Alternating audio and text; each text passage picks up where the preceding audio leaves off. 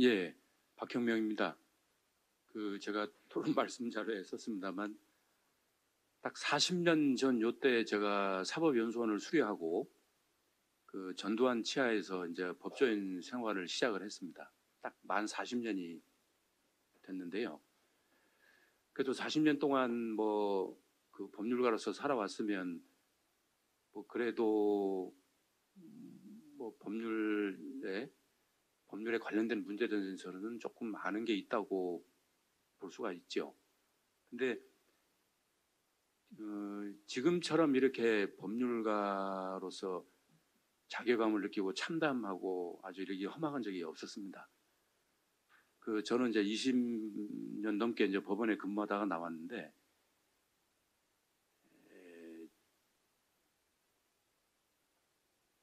물론 이제 법원에 근무하면서 판결을 다 그러면은 정말 정확하고 정당하게 판결을 했느냐? 저도 인간이니까 실수가 있었을 거라고는 생각을 합니다. 그렇지만 그 실수라는 것은 우리나라 사법 체계 안에서 이루어질 수 있고 해결이 될 수 있는 상황이었죠, 다.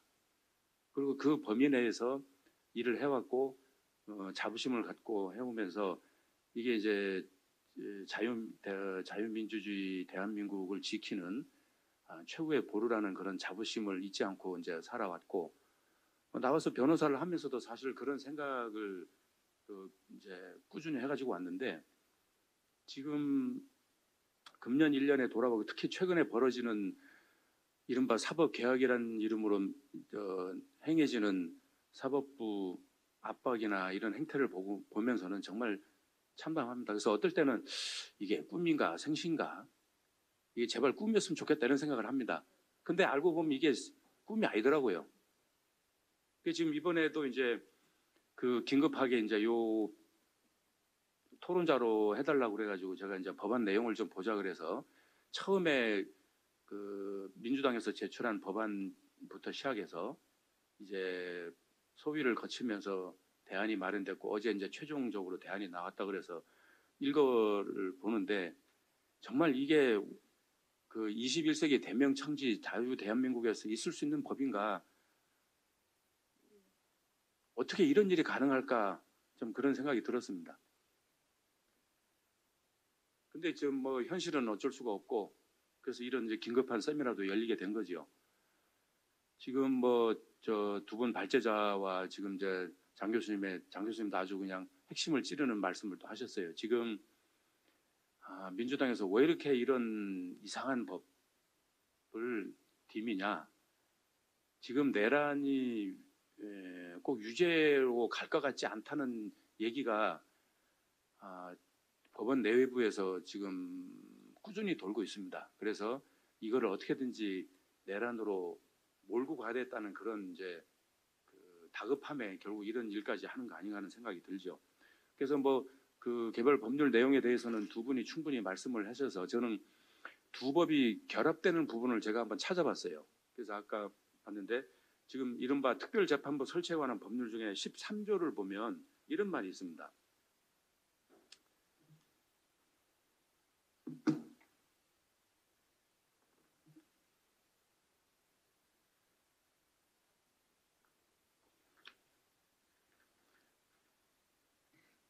전담재판부 판결문에는 합의에 관여한 모든 판사의 의견을 표시하여야 한다. 이게 아무것도 아닌 것 같은데 아무것도 아닌 게 아닙니다. 제가 보기에는 지금 판결에 관여한 법관의 의견을 표시하는 게 유일한 경우가 대법원 판결입니다. 근데 대법원 판결은 법률심이기 때문에 법률적인 견해에 관해서 의견이 다른 경우에 이제 표시를 할 수 있게 돼 있죠. 근데 사실심인 1심이나 2심은 합의 과정도 비공개고, 합의에 어떤 말이 있었고 어떤 의견을 가졌는지는 완전 비공개입니다. 나올 수가 없어요. 그리고 다만 합의한 후에 그 재판부의 결론만이 판결로 표시가 됩니다. 그 합의 과정에 어떤 일이 있었고 논리적으로 무슨 문제가 있었는지는 전혀 외부에 안 드러나거든요. 근데 지금 여기는 보면 사실심인데도 불구하고 전담재판부가 모든 판사가 의견을 표시하도록 되어 있습니다.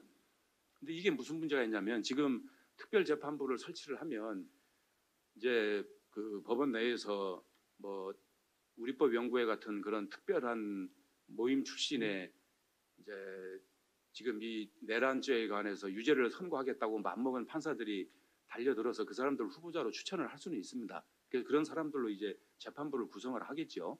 대법원장이 지명을 하게 되니까. 그런데 의외로 또 그런 사람 중에도 이렇게 저도 법원에 있었습니다만 판사를 하다 보면 생각보다 저 바른 사람들도 꽤 있습니다. 그러면 재판을 하다가 보면 예, 예, 재판을 하다가 보면 아 이게 아닌데 이거 이게 어떻게 나란히 되느냐? 아니면 뭐 사실인정에 관해서도 뭐 예를 들어 증언을 믿을 수가 없다든지 또는 증거가 부족하다든지 그게 이제 원래 법관의 자유재량으로 이제 판단하게 돼 있으니까요. 그렇게 해서 뭐 이제 재판부 내부에서 의견이 이제 왔다 갔다 하다가 결국 다수 의견으로 이제 뭐 판결은 선고가 될 겁니다. 그래서 만약에 이제 다수 의견이 뭐 내란에 관해서 일부 무죄가 나온다거나 또는 2대1로 유죄와 무죄가 갈리는 경우에도 의견을 표시를 해야 됩니다. 그럼 어떤 문제가 생기냐? 그 법 왜곡죄에 관해서 이제 어제 최종 대안을 보면은 마지막에 들어간 저는 그게 빠진 줄 알았더니 어제 결국 마지막 그 보면 그 법 왜곡죄 123조의 사망의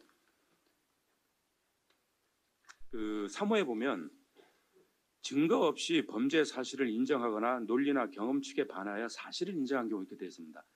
그 사실 인정 문제도 법 왜곡죄의 처벌 대상이 되도록 해놨거든요. 그러니까 이걸 비롯해서 다른 것도 마찬가지인데 그러면 그 특정한 사안에서 어떤 이제 예컨대 아까 저기 우리 이제 말씀하신 어떤 그 이번에 동원된 군인 중에 한 사람이 이 믿을 수 없는 증언을 했는데 그걸 가지고 유죄를 인정하겠다. 근데 옆에 있는 다른 판사는 이거 가지고는 부족하다 못하겠다. 그게 싸움이 생겼을 때 그거를 표시해 놓기 때문에 선고가 되면 어느 판사가 어떤 의견을 가졌는지를 명확히 객관적으로 알 수가 있습니다. 그러면 바로 법 왜곡죄로 고발이 들어가고 그 사람은 조사를 받고 처벌을 받아야 됩니다. 굉장히 심각한 문제예요, 이거는. 제가 이게 두 가지가 묶이면 그래서 왜 이 두 법을 저는 굳이 하는데 아까 이제 공수처법은 지금 장 교수님 지적했듯이 이번 대상에는 빠졌거든요. 근데 두 개를 왜 이렇게 묶어서 꼭 같이 해야 되는가? 이유가 거기에 있는 겁니다. 그러니까 이번에 내란 특별재판부를 만들어서 거기에서 재판하는 범죄에 대해서는 개소리 하지 말고 무조건 의견에 개별적인 의견 표시 없이 무조건 분위기에 따라라는 겁니다. 그러면 너희들은 법 왜곡죄에서 벗어날 수가 있다. 지금 이런 아주 심각한 문제를 안고 있습니다. 두 가지가 묶였을 때. 그래서 저는 요걸 꼭 이제 또 이제 추가적으로 지적을 하고 싶고요. 그리고 이제 이제 비슷한 얘기가 나왔습니다만 법 왜곡죄가 이제 누구라도 뭐 친고죄가 아니고 누구라도 할 수 있다고 그러는데 그래서 제가 이제 예를 들은 게 이제 검사 예를 들은 겁니다. 법관도 마찬가지지만 그래서 이제 어떤 A 검사가 뭐 기소 처분을 하거나 불기소를 할 때 예컨대 이제 뭐 어떤 정당의 대표를 허위사실 공표로 기소를 했다. 그러면은 기소를 당한 그 사람이 그 자기를 기소한 검사를 상대로 법 왜곡죄로 고소를 할 수가 있어요. 나는 증거가 없는데 나를 기소했다고. 그러면 이제 B 검사가 수사를 해보니까 A 검사가 제대로 한 것 같아요. 그럼 B 검사는 당연히 A 검사를 불기소하겠죠. 그러면은 B 검사를 또 법 왜곡죄로 고소합니다. 그러면 C 검사가 이제 조사를 하겠죠. C 검사도 불기소를 해요. 그럼 C 검사를 고소합니다. D 검사 이번 결국 우리나라 검사 2,200명이 다 하나의 범죄 사실로 법 왜곡죄의 피의자가 될 수 있는 상황입니다. 그거는 판사들도 마찬가지고 심하면은 그 수사기관에 종사하는 경찰관, 수사경찰관 몇만 명도 하나의 사건으로 피의자가 될 수 있는 이런 상황입니다. 그럼 이걸 어떻게 해결할 겁니까? 해결하기 위한 게 방법이 딱 있습니다. 아까 이제 말씀하신 대로 일을 안 하거나 아니면은 주문한 사람의 주문에 맞춰주는 거죠. 그러니까 이 사람이 권력자거나 힘이 있거나 돈을 가진 사람이면 그 사람이 원하는 게 무엇인가를 보고 그 사람 뜻대로 해주면 상대적으로 이런 위험에서 벗어날 수가 있겠죠. 이게 말이 되는 법입니까? 이게 도대체 이게 법인가요? 어떻게 우리가 지금 선진국에 들어서 가지고 세계 10위권을 자랑하는 대한민국이 이따위 법을 가지고 지금 이렇게 옳으니 그러니 얘기를 하고 있어야 됩니까? 저는 정말 한심하게 짝이 없고 이런 법을 만드는 거를 그래서 뭐 여기 계시는 의원님들한테 미안합니다만 입법 왜곡죄를 만들어 가지고 그래서 좀 처벌을 했으면 좋겠어요. 아, 그러셨어요?